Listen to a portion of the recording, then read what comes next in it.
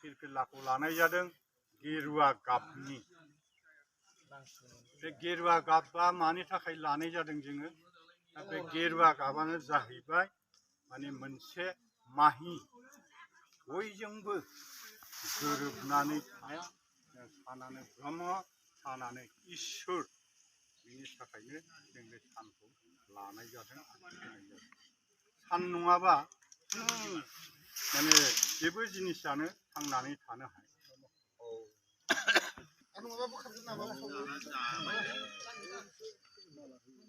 सावगोर जागोन ना?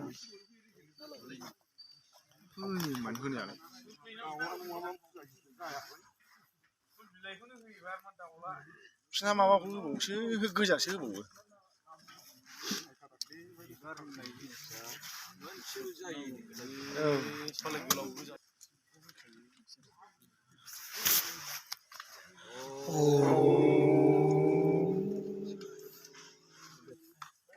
जोंनि पाबुदरा प्राइमारि ब्रह्मज्योति आश्रमनि दिग्लायनि 21 तारिख 10 मास 1429 बांला बोसोरखौ लानानै साननैनि थाखाय जोङो खुलुमनाय जमा जमा जानायखौ बोखांफिन।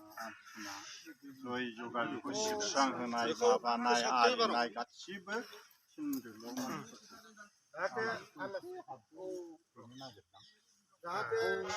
मान बावदो दिल्ली गेट हाउसआव हाबफैजोबो आरो लोगोसे जों ब्रह्मज्योति आश्रमनि 9ता गामिनि खावलायनाय थाबाय बयबो जा हायो बिबार एसे लानो फैफा। मोनहा नैबे प्रसाद हाबाफ्रा फैसाखौ बे माबायाव होगोन दा, बे फैसाखौ बे थिंख्लि माबायाव मा होनो माबायाव होगोन, बेखौ एसे गोजानाव दोनखा। बे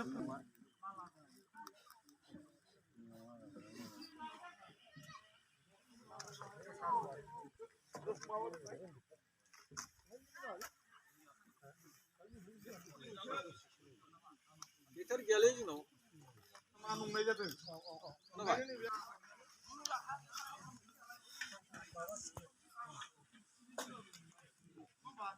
आं मानो थांबावनो? पेन्देलानो जाजोबाखै, आं मानो थांबावनो?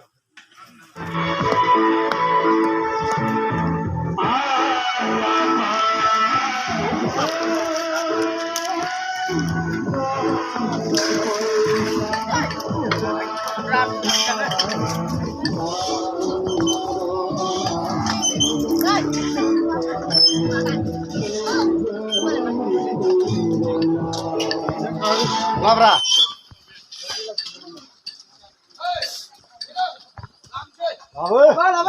Labra RP.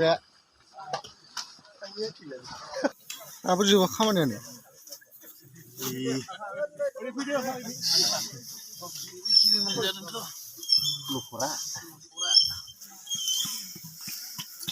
Nih, jangan mau cia.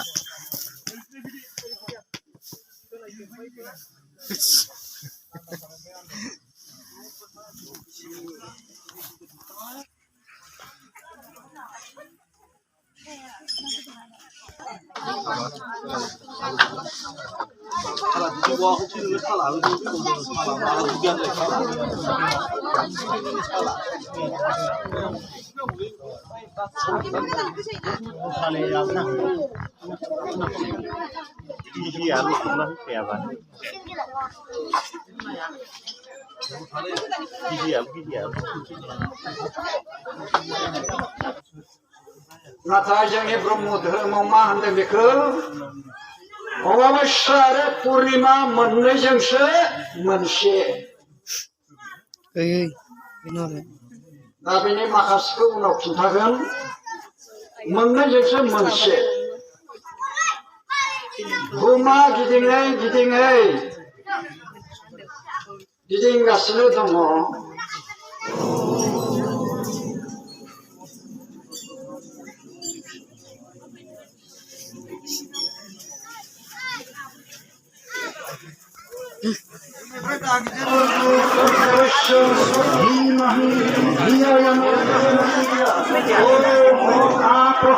ज्योति रस्सहस्रभूतं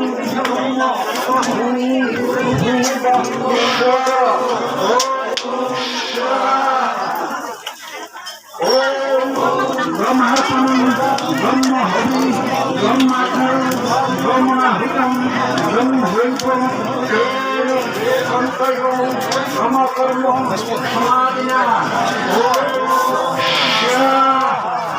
या गाना किसी का क्या रुपया का क्या मंत्र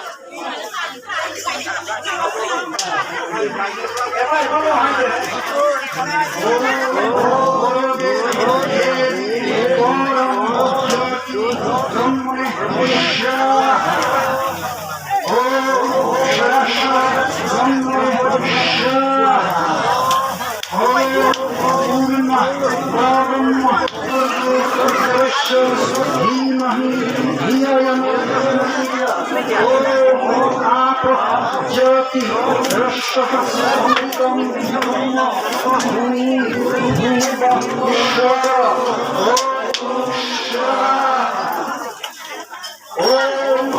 ब्रह्मार्पणं ब्रह्महवि ब्रह्माग्नौ ब्रह्मणाहुतं ब्रह्मभूतं संकल्पं ब्रह्मकर्म समाधिना